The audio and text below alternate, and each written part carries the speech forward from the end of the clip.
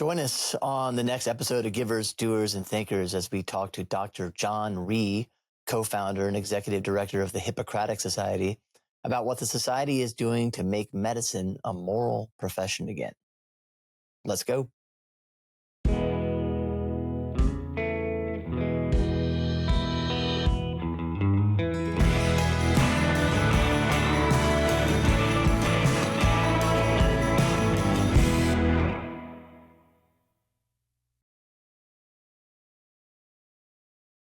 Welcome to Givers, Doers, and Thinkers, a podcast on philanthropy and civil society. I'm Jeremy Beer, and it's great to have you with us. We are recording on September 22nd, 2025, and in light of the forthcoming American Semi-Quincentennial, we're focusing this season, as you may know by now, on nonprofit innovators who are helping to renew the promise and strength of American civil society. And to that end, we are excited to have with us today Dr. John Rhee, the co-founder and executive director of the Hippocratic Society. John is a board-certified neurologist, neuro-oncologist, and palliative care specialist at Dana-Farber Cancer Institute and instructor of neurology at Harvard Medical School, where he takes care of patients with brain cancer and their palliative care needs and runs a supportive care research program for brain tumor patients. John is also a young member of the Pontifical Academy of Life. That's pontifical as in the Vatican. And director and founder of the Piermont Residence in Cambridge, a young professional and graduate student residence dedicated to forming young men in human virtues and the interior life. John, thanks for joining us. Thanks so much for having me, Jeremy. We will get to what the Hippocratic Society is and what it does and why, but I want to start with the why. We'll start sort of with the problem that you're attacking and with medicine. There's been a lot of talk about healing medicine in recent years. So I thought I'd ask you first, what, from your perspective, has fundamentally changed in the way medicine is practiced today? Yeah. Well, Jeremy, I think that there are a couple of different things, but at the core of the issue is something that is happening on a larger scale, I think, in higher education, where medicine is also not exempt from that. And what I mean by that is that, in the past, and John Henry Newman talks about this, but there's a sense in which the university was founded not just for intellectual education, so learning about the sciences or philosophy, etc., but rather founded to also cultivate the whole person, right? So the intellect is one aspect that needs cultivation, but you also need cultivation from a moral sense, a human sense, right, and the virtues. And so there was an understanding from early on, actually, traditionally, the university system was founded by religious institutions, right? Because there was this idea that the person needs holistic formation and all of those. And that's also why we talk about our alma mater, which means in Latin, soul of the mother, right? And so this idea that you go to the university not just for learning facts about things, but actually, in a certain sense, a self-discovery of who you are and what you were made for.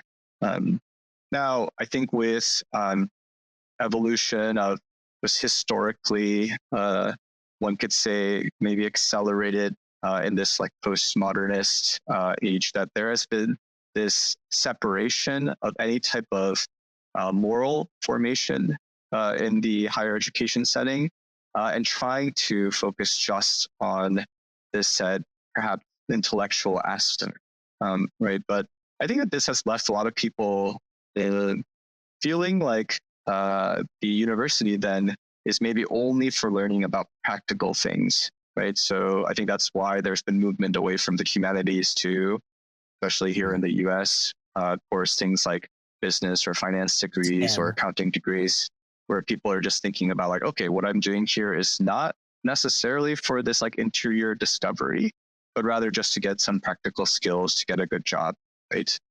And I think that this similarly has affected medicine, where because there's been this divorcing, because of this idea of, one could say, this philosophy of relativism that we cannot really teach morality because there are many different moral traditions. Who can say what's better? Who can say what's true? Maybe who can even say, is there truth, right? This kind of philosophy that predominates in our society today, that because of that, there has been a retreat from any type of moral formation.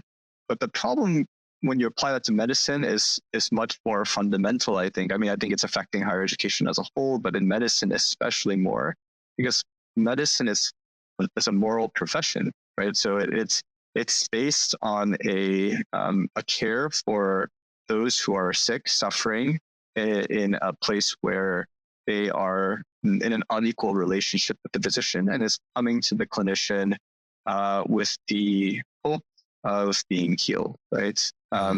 And any decision that you make in medicine is moral in the sense that it not only affects the physical aspect of the person, but in many ways also affects their deepest hopes, worries, aligning their decisions with what's most important to them, right? In the sense of like the context of their life and how they're living it. Like, are they a father or are they a mother? Like, how does this treatment or these things that we're thinking about for you actually playing out in the context of your life? And then of course these things get more even acutely obvious in some ways when we're talking about ethical issues, right? Of end of life, when we're withdrawing certain types of supports, there's like a clear moral dimension there. And so when you take away the idea of any type of moral formation from medicine itself, it becomes a kind of profession where the profession itself gets lost, right? And so even the idea of what healing is without a clear end in mind, or an idea of like what that means. The very concept of healing is intrinsically moral. That's right. Exactly. Yeah. Exactly. Because like, what are we healing? Who are we healing? And what does it mean to heal? Exactly. Right. Yeah. And so all of these things start to lose a sense or get hazy in terms of like what we're actually trying to do. And in that way, I think affects the profession of medicine, where we're talking about medicine being lost in this way, where there is this sense of this teleology or this like end that is being lost of what we're doing in medicine. And when did this change start to take place with respect to medical education? Is it the same exact story as higher education more broadly?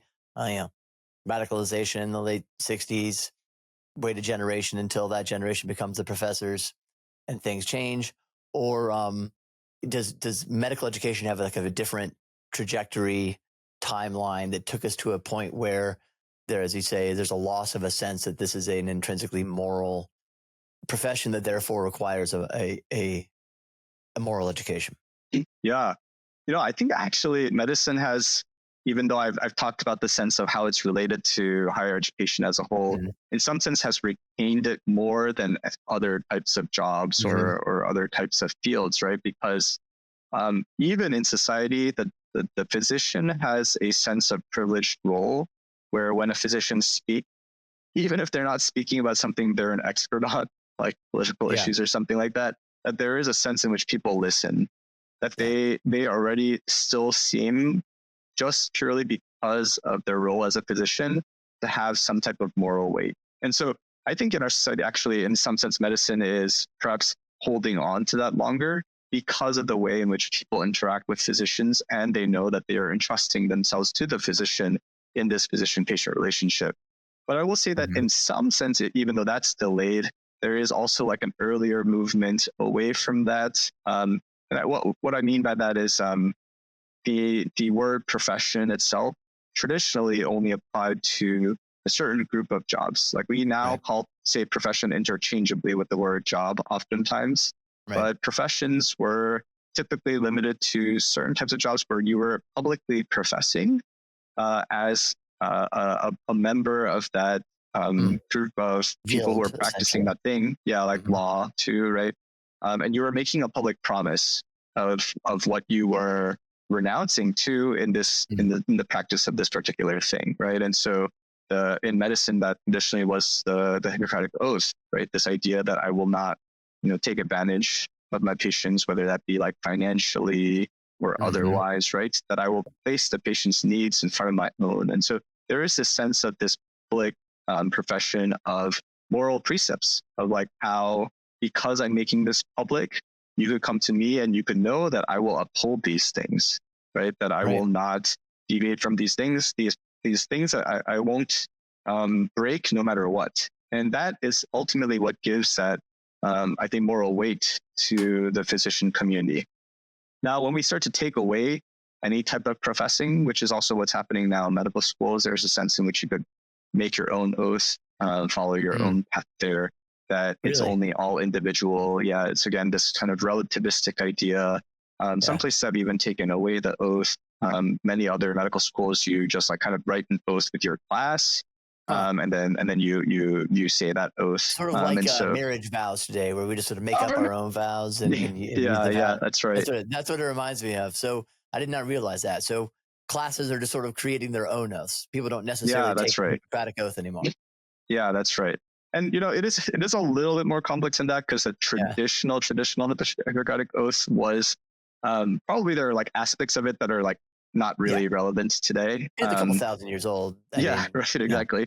So I'm not advocating for the fact that we have to like say that exact thing, but there is something to be said about the fact that like our profession as a whole used to agree on certain moral precepts that we felt all of us could agree on. And now that there is a breakdown of that, right? Like it's like we can't even say as all physicians we agree on these precepts to go by. So there's a residue, more than a residue, a sort of at least a legacy sort of connection to the idea of the medical profession having this moral dimension still. But I mean, what did you encounter? Where did you go to medical school, John? Yeah, I went to medical school in New York City. I'm actually originally from New York City. It's just kind of a side note, but I like went to, I grew up in Queens in New York City, and then we moved to New Jersey when I was in second grade, so pretty young.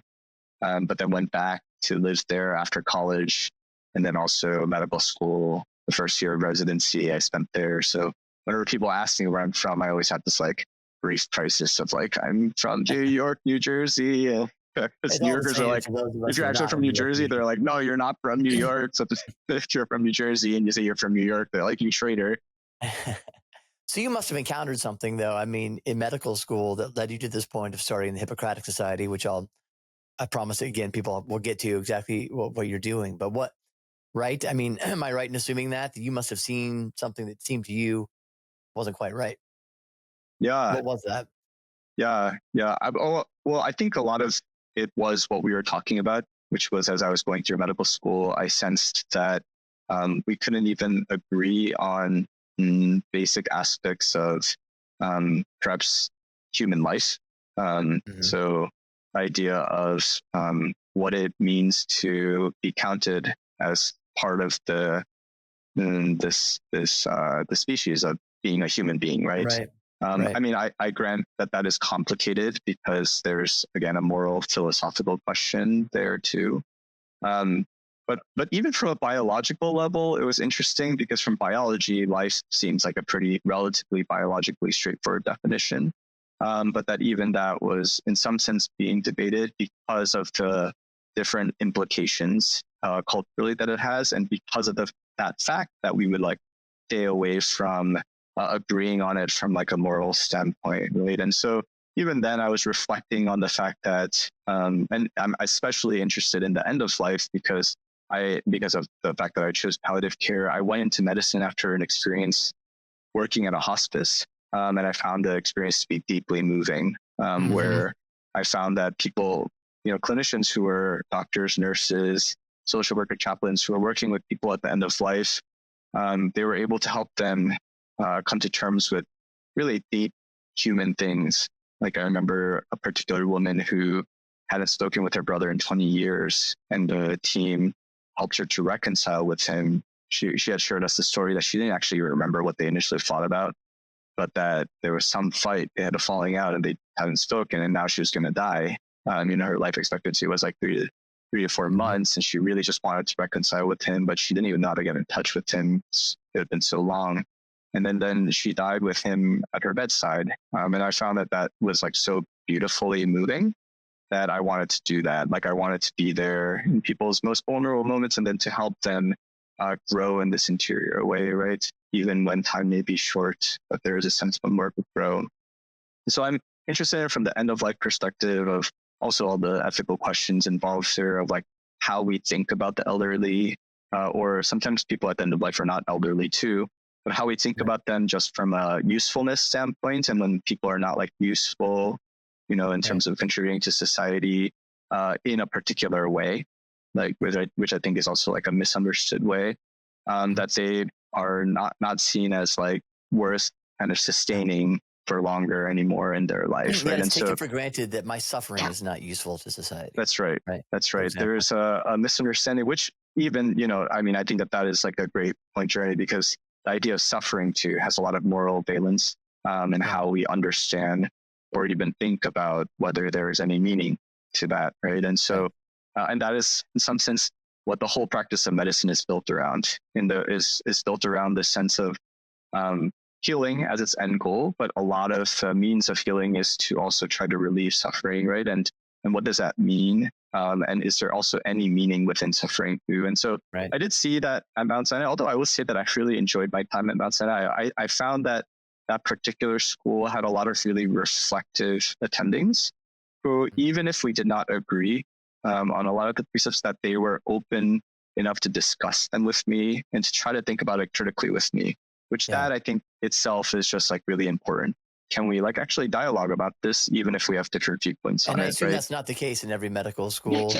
Yeah, I don't think so. At least when when I talk to friends who are at different medical schools, that's not necessarily the case. And so I felt very lucky about that with Mount Sinai. Yeah. But I would say that Hippocratic Society story really more started with residency, where I was in the kind of throes of just these like crazy 28-hour shifts every 4 days, and other days worked normal hours. And one's like, how do you even work 28 hours in a day? Because there's only 24 hours in this day. So it completes into the next day. And so I just trying to balance that. And where it came to a bigger crisis was more on a personal level. I was working during the first wave of COVID, and they needed help specifically in the COVID ICU, the intensive care unit, and specifically on overnight shifts. And so I volunteered because at the time I was living by myself, and people were really worried about like, we didn't even know how transmission was happening. It was like in the very, very early days, right? Where there were like a lot of people who were like getting sick on ventilators and not really knowing what was happening. And so I just volunteered to work there. But I think the combination of not seeing any friends, right? So just being totally cut off, working only night shifts, which is also like it gives you appreciation for how much like the sun helps your mood, or having some sunlight, right? And then just also physically being tired. And also I think there were really sad things about that time where people were like dying alone because we were so isolating them. Family members weren't able to be at their bedsides. I mean, we think about it now and we're like, oh, that's like, what were we thinking then? But there was also just understandably a lot of fear, a lot of unknown, and so much that was happening there. That was really hard. But I think in that moment, because of all the things coming together, I also had a kind of mini interior crisis of like, why am I doing this? Like I woke up one evening to go into a shift and I suddenly was like, I don't know if I want to fill in. And then that led to this interior deep reflection of like, I spent so many years trying to get here. And now I'm in this place where I don't want to go in. Like what's happened here and why have I come to this place? And I think that it was related to these things that we're talking about, in the sense that I lost the moral dimension to what I was doing. Like I was getting really good at writing progress notes or calling consults or like basically checking off things on my list. Like I was very efficient. So I was a good resident because we haven't even talked about this yet, but like in the more corporatized environment of healthcare, it is at least important to acknowledge that there may be a deviation between the end of the physician who's trying to do something for the patient, the individual patient, and the whole institution of the hospital, which ultimately its end goals may be more monetary, right?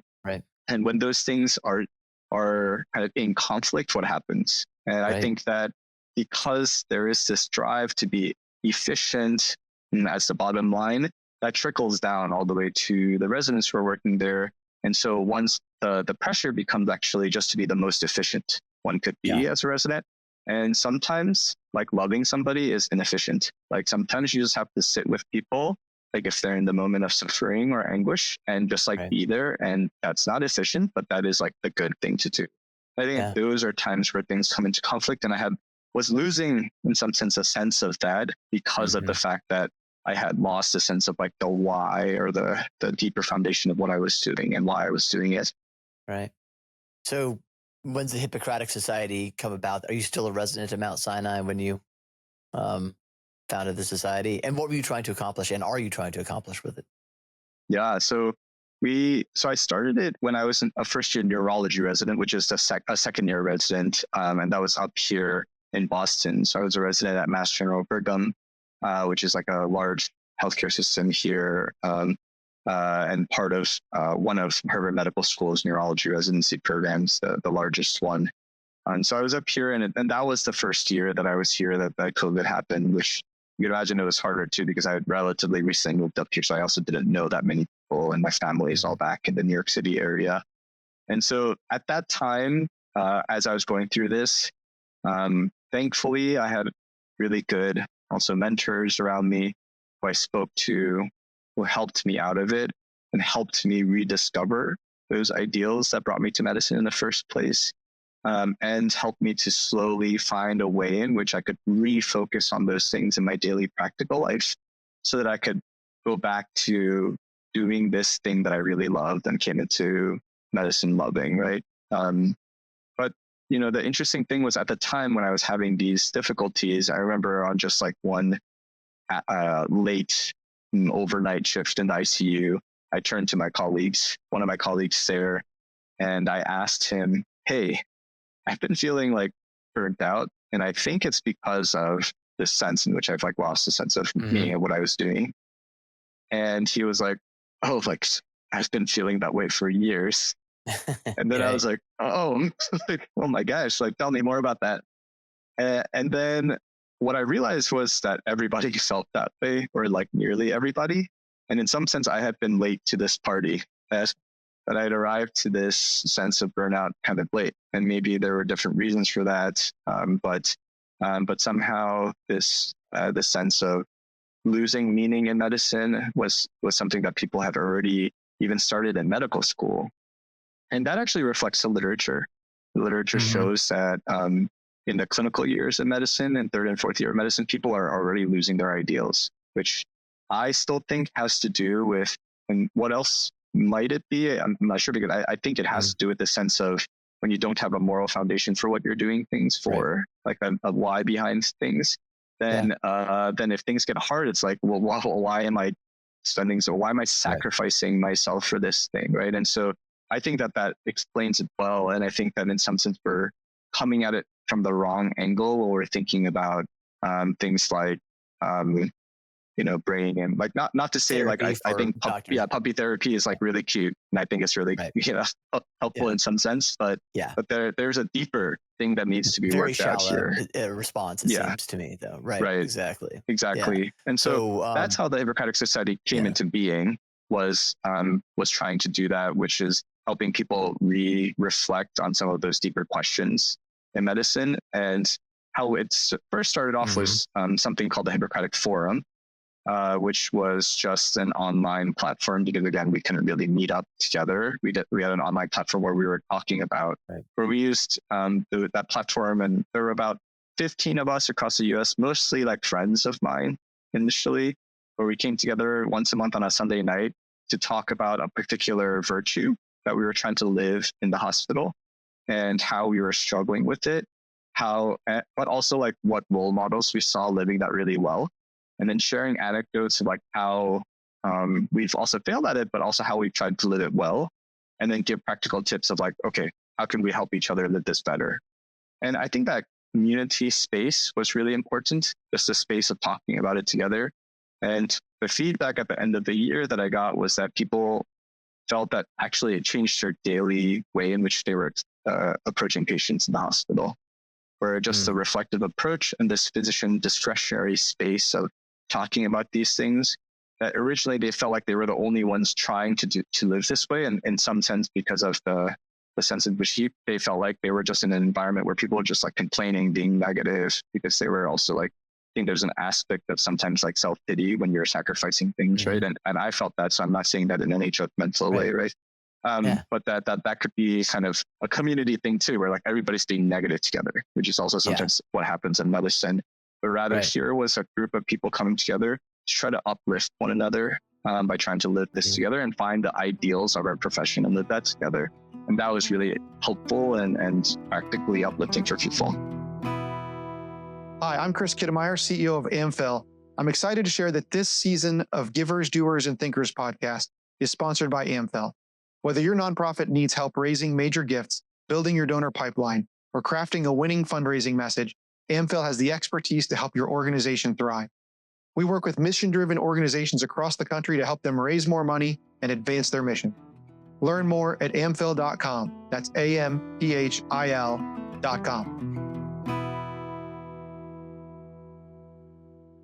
But just quickly, what are people committing? Is there sort of like a creed for a Hippocratic Society member? Like, are you all in agreement on sort of the ends, the moral ends of and dimensions of the medical profession, or are you just in agreement that there are such ends, but we're not going to define what they are? Yeah, it's a great question, Jeremy, because as you know, the Hippocratic Society now itself has only been around for a few years, and so part of that is like an ongoing discovery process. Figuring that out, maybe. Process because there is a sense in which we want to find a way to have anybody in our profession be able to join this movement, right? We also want to be clear that there are moral precepts that we live by and that are universal in the practice of medicine. And we also want to do this in a way where it's approaching everybody where they're at and trying to bring them into this fold. And so the way that we thought was most helpful, and so again, we're at the early stages, so we'll see like if at some point this evolves too, was that let's focus on the processes, and then the processes will then help us reach the outcomes in which we could maybe find agreement, right? And so that's why we focus on this like virtue ethics approach, which virtue ethics itself has a teleology, because we are taking a classical approach, an Aristotelian Thomistic approach to virtue, where virtue does have an end in mind, right? So it's not just like virtue for the sake of virtue, but virtue for the sake of being formed in being good, and that there is a definition of what it means to be good that we are using, right? But right now, let's try to focus on the processes to help people to grow in the sense of virtue and try to reflect on what is good in the practice of medicine. And with that formation, that we will be able to eventually reach a place where we are in agreement as like the whole profession of medicine. And so that's kind of why we're taking more of a process versus outcome approach to help create a sense in which this is not just some niche issue, but this is an issue that all doctors should be interested in and that we all should be striving for. So you're offering through the society sort of moral and professional formation. Is that how you would put it? Are you like, do you ultimately want to compete? You're not trying to be a professional association, I assume, like an AMA competitor, or am I wrong? Is that the long-term vision? Yeah, you're right. And again, since we've been around for a few years, we'll see if that evolves. But right now, the idea is that we're not trying to be competing against a professional organization. We're not trying to be a professional society. Rather, we're trying to build a grassroots movement formation of trying to help people be formed and pursued by trying to seek the good, become good themselves, which is a very Aristotelian idea, right? And so how we do that, our methodology is we actually form in-person communities and local chapters. And so we're at about 23 different universities, academic medical centers across the country at this point. We actually have a couple international chapters as well. Wow. But the idea is that we use a method that's in some sense familiar to doctors, which is a case-based method, since typically our training is very based on like having a patient case, dissecting it, and trying to learn from it. But we do these cases that are happening in the hospital, but around some moral dilemma that centers around a virtue. And so those virtues might be, and then there are virtues that we have reflected on that are perhaps key to the practice of medicine based on the physician-patient relationship, which is a lot of the work of Edmund Pellegrino, who was a doctor, philosopher, who wrote the book Virtues in Medicine. And so he created this overall idea of which virtues might be the most important for the practicing physician. But for us, we're also trying to like expand on his work by also thinking about which virtues might be most important, not just for the physician-patient relationship, but for the physician-physician relationships, right, with one's colleagues. And then perhaps that there might be a different focus on the virtues that may be more important for the patient or the caregiver as well. And what might those be? So that as a physician, I could also help cultivate those virtues as I'm working with my patients. One could imagine that like detachment may be a type of virtue that's important to a patient because of the fact that maybe one is physically deteriorating, right? And if one only defines one's identity by what one can do physically, then one will be in a deep crisis when that may change, right? And so how to help patients also in this journey where illness is not just about the sickness itself, but also a sense in which one is trying to find the sense of identity within the context of illness. Do you get much of that in medical school at all? Is it a purely sort of technological approach, or is there much talk about what you're just talking about there? Like, I mean, I can see how a virtue lens helps you give better care, helps you help a patient find a healthier place. When they can't physically find a healthier place, but an interior or spiritually or mentally healthier place. Is those gaps you all have to fill in, or is it you're just sort of reminding yourselves of things that were talked about in medical school that maybe the insurance companies don't talk much about, at the hospitals? Yeah, it's a great question, Jeremy. And I think, unfortunately, this is not what medical school is teaching. It's incredible. I think that Mount Sinai did, in some sense, a better job than other places because we had a lot more time carved out for at least discussing some of the ethical issues. But traditionally, ethics was very closely tied to metaphysics, like really understanding like why or the foundations of things. But in modern times, ethics has really become only applied. So like, how can I solve this particular problem from an ethical lens? And in medicine, only one framework is taught, which is principalism. Principalism by Beauchamp and Childress, which any doctor, if you say out loud, would know, is this is like 4 principles that you balance, right? Beneficence, non-maleficence, justice, and autonomy. The problem is that when you're like balancing these 4 principles without really a larger framework of the understanding of the person, autonomy always wins out because there's like no way to really balance them. And so it ultimately comes down to like what the patient wants, right? And so there's a sense in which like that's our only moral framework that's taught in medical school. I'm actually not even sure that's like taught in every medical school, but that's a predominant one that's taught. And I think that there's like a couple different reasons for that. I think in some sense there's a genius to the principalism model because of the fact that it's so easy to understand and easy to learn and easy to apply in some sense. So in that sense, I think that there was like a genius to how Beauchamp and Childress thought about and tried to reason. And of course, there's a much stronger theoretical basis for that. But there is no talk of virtues, as far as I know, in like almost any medical school. And that's why when we do this approach, I find that it's attractive not only to people who may be more attracted to like a virtue background because of their philosophy background or maybe religious background, right? But it's actually very attractive to everybody because in many ways, like people who enter medicine, and research shows this too, they enter medicine, maybe in the past people entered it more for money or for like fame, whatever it might be, influence. But the reality is like medicine is such a long path. If you wanted to make money, you need to like go into finance, probably better decision.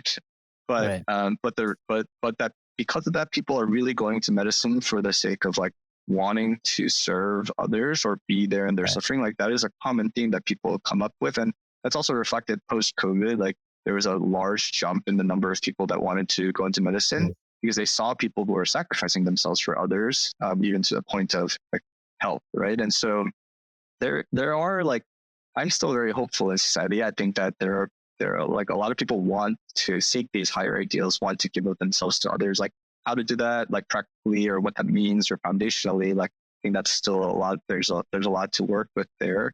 I think there's like a beautiful thing where people want to go into these professions of medicine and nursing because they want to give of themselves to others. And I think that's really beautiful. And I think that people are really drawn to like our approach because when we're talking about virtues and seeking the good, they see that they like come into medicine like wanting to be a good doctor. Now, what that means, it might not be always so clear, but that there is a deep interior desire for that goodness, right? To be good. Yeah.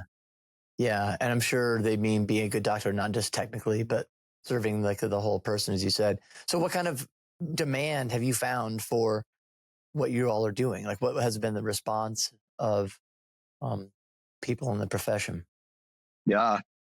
So we're slowly growing. Like I mentioned, we're at around 23 chapters, though I will say that this past year we've doubled in number. And so there has been a more of an accelerated growth this past year. And I think that that is because people are responding well to our approach, right? I think that they find it compelling. We just recently did a survey, which we're working through of people who have participated in what we're doing, and to try to understand like how can we do things better, especially like since we're such a young organization. And I think the beautiful thing about the responses was that people felt strongly that this was an approach that helped them practically try to reflectively live more deeply their ideals that brought them to medicine in the first place. And then I think the second thing that they found very helpful was, which I think is very actually Aristotelian too, is that the mother of virtues is practical wisdom or prudence, right? And prudence requires it's both an intellectual and moral virtue because one has to discern what is good and what is the right balance situation. In that particular circumstance or situation, right? And that's really hard to do without experience. And medicine is a very experience-based profession too. That part of being a good doctor is that actually you cannot be a very good doctor just with 1 year of medicine, maybe one could say, because you just don't have the experience, right, of just even being technically good, but also navigating emotions of patients, all of that, right? And so that it requires experience. And what I found is that the community aspect has also been key because people find in others role models in which they can then see that. I was going to ask you if you pair people with mentors, exactly. Yeah. Because when it comes to wisdom, the only way to acquire wisdom is to apprentice yourself to someone who is wise. That's right. Yeah, and that's exactly right. That's exactly right. And so you see in others like a real living example of a person in a particular time and place who's trying to live out the good and trying to continuously live out the good despite all the circumstances. Because we could like complain about like the hours in medicine. I mean, there's like many things that one could find at fault in medicine today. And I'm not saying that there aren't issues in medicine. So I'm not just painting some rosy picture of medicine and saying like, let's forget all about all these things. We even just like only touched on this like corporatization of medicine thing, but I think that's like a whole different topic. But that there are issues, I think, in medicine that are bigger and structural and that we have to also think about. But the goal of the Hippocratic Society is not necessarily to think about all of the structural things, but rather to see at the individual level, like how can I pursue the good in where I am?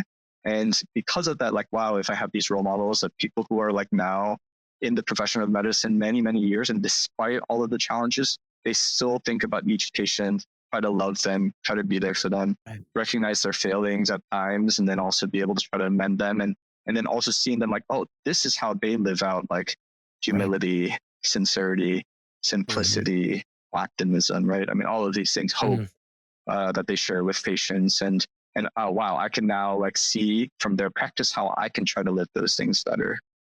Do you ultimately, and I really appreciate your focus on we're helping individuals here. We're providing moral and professional support and formation for individuals in the medical field.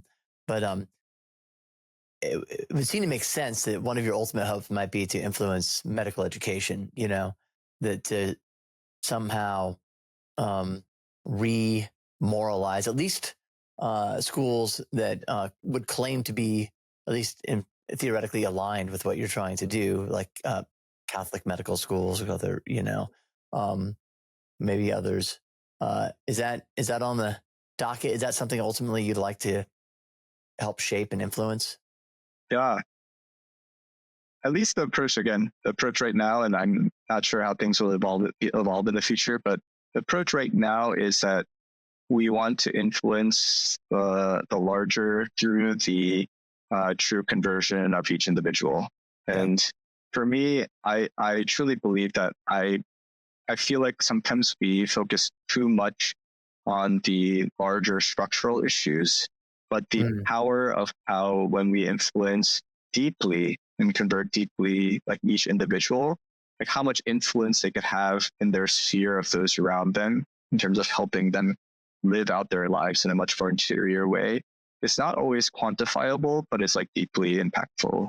And then that's not to say that I don't care about those bigger things. I do. In fact, some of the things that we as a board are also discussing now is that we are getting requests, interestingly, from administrations being like, can we incorporate this into our curriculum? Right. Like, can we, which is like really exciting because this is like the work that we hope to do, right? And so we're trying to navigate right now. And then these are some questions that we continue to discuss as a board. And we're trying out at different places that have requested this and seeing how this works out. There's like a residency program right now, actually an internal medicine residency program who's integrated like our virtual curriculum as a trial to see like what happens when all internal medicine residents get this curriculum through like a monthly session, right?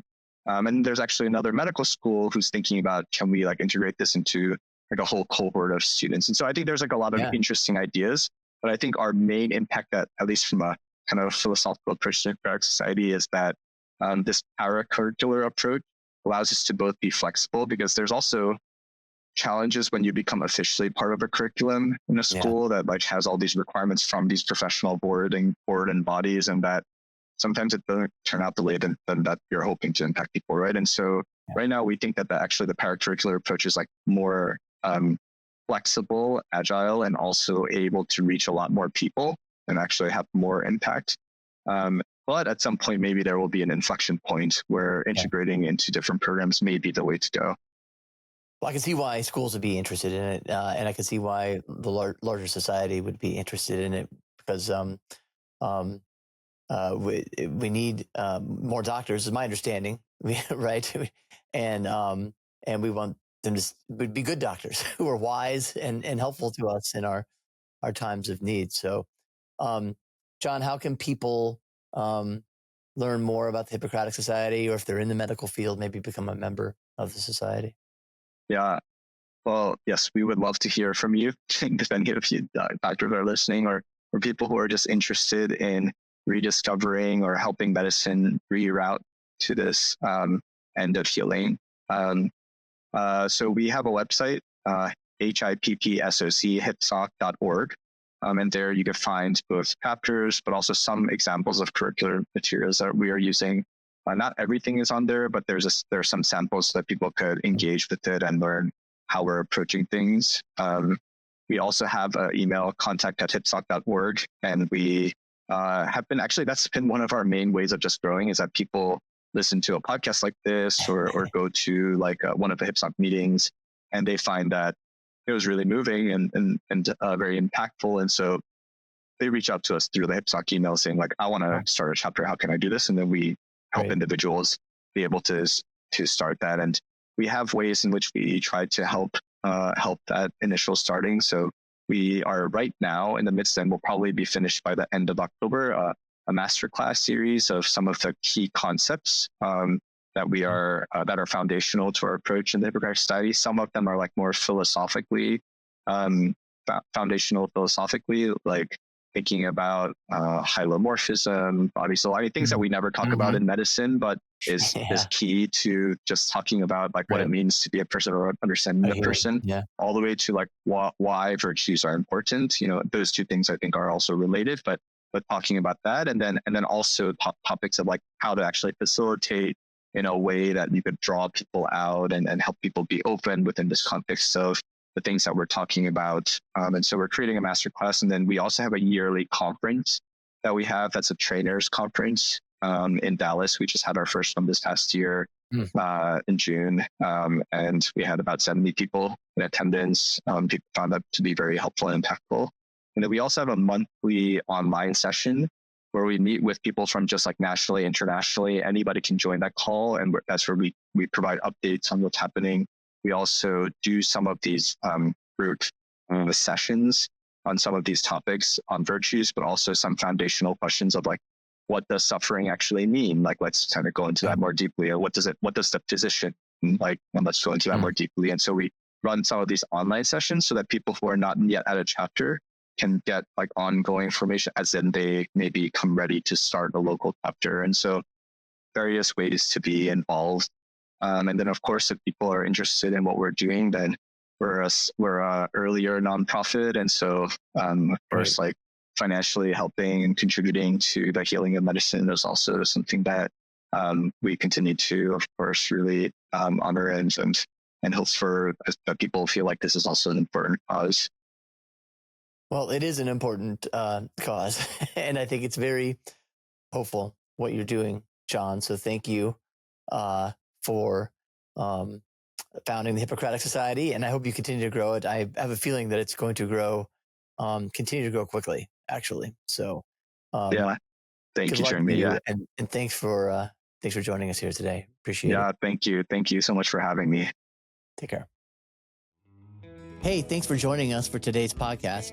If you enjoyed it, we invite you to subscribe and or rate and or review us on YouTube, Apple, Spotify, or wherever you listen to our podcast.